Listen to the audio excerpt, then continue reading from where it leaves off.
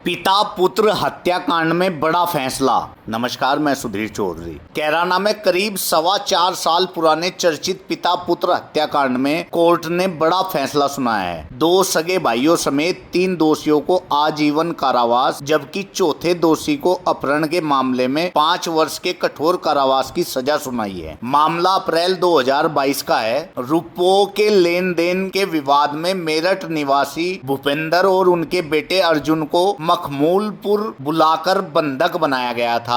अभियोजन के मुताबिक बाद में दोनों का अपहरण कर गोली मारकर हत्या कर दी गई और शव सल्फा के जंगल में फेंक दिए गए थे। मामले में अभियोजन पक्ष ने 14 गवाह कोर्ट में पेश किए। सोमवार को अपर जिला एवं सत्र न्यायाधीश सुरेंद्र कुमार राय की अदालत ने विक्रांत, अर्जुन और मोनू उर्फ विपिन को आजीवन कारावास, जबकि वीरेंद्र को 5 वर्ष के कठोर कारावास की सजा सुनाई। कोर्ट ने चारों पर कुल 2,18,000 रुपए का जुर्माना भी लगाया। जुर्माने की 90% धनराशि मृतक भूपेंद्र की मां सुरेश देवी और पत्नी दुर्गेश को बराबर देने के आदेश दिए गए हैं। के पुत्र भूपेंद्र और पोता अर्जुन गांव मखमूलपुर में मुलजिमान विक्रांत के घर बुलाए गए थे।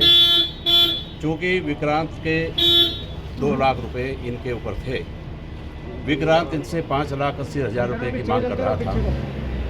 इस कारण इन लोगों को इन्हें बंधक बना कर रखा गया। 6 तारीख को इनकी मां को छोड़ दिया गया। वो मेरठ चली गई पैसे का इंतजाम करने के लिए।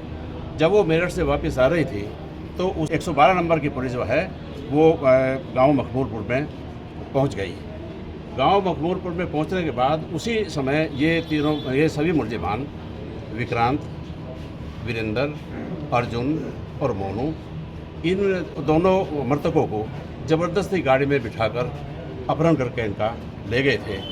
जब ये इनका अपहरण कर रहे थे, 112 नंबर की पुलिस ने इनकी मौके पर वीडियोग्राफी तैयार की थी और उस वीडियोग्राफी ही इस केस की सज़ा का आधार बनाई गई है। इस केस में कुल मिला के 14 गवाह पेश किए गए हैं, जिसमें मेन गवाह श्रीमती सुरेश और उसकी पुत्र वधू दुर्गेश, ये वादियों की ओर से गवाह पेश किए गए थे। बाकी इसमें जो पुलिस ऑफिसर्स हैं उनकी भी काफ़ी सराहना के पात्र हैं वे लोग। उन्होंने बहुत अच्छी तफ्तीश करके इस केस को बहाल किया था।